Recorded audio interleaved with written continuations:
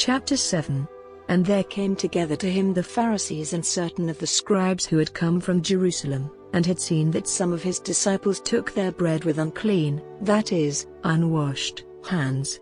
Now the Pharisees, and all the Jews, do not take food without washing their hands with care, keeping the old rule which has been handed down to them, and when they come from the eat place, they take no food till their hands are washed, and a number of other orders there are, which have been handed down to them to keep, washings of cups and pots and brass vessels. And the Pharisees and the scribes put the question to him, Why do your disciples not keep the rules of the fathers, but take their bread with unwashed hands?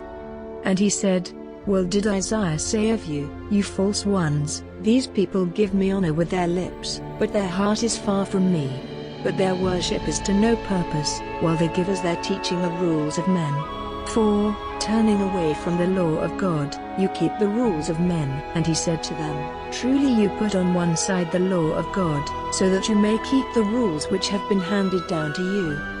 For Moses said, Give honor to your father and mother, and he who says evil of father or mother, let him have the punishment of death. But you say, If a man says to his father or his mother, That by which you might have had profit from me is Corban, that is to say, given to God, you no longer let him do anything for his father or his mother, making the word of God of no effect by your rule, which you have given, and a number of other such things you do. And turning to the people again, he said to them, Give ear to me all of you, and let my words be clear to you.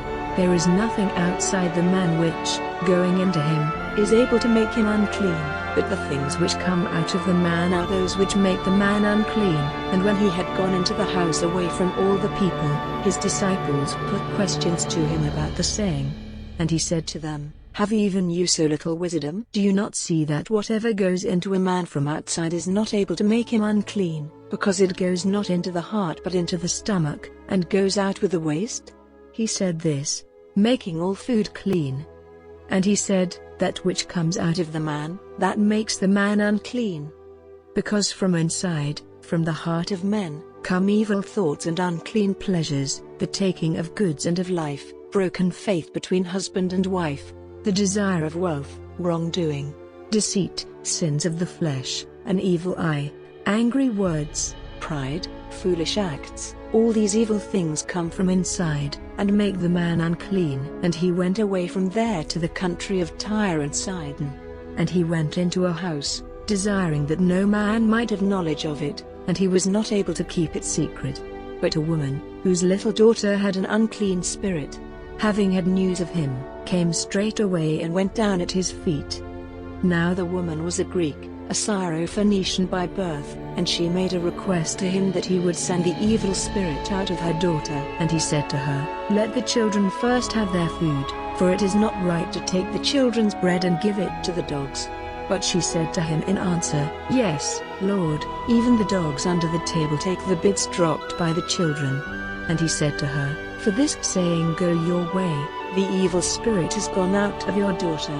And she went away to her house, and saw the child on the bed, and the evil spirit gone out.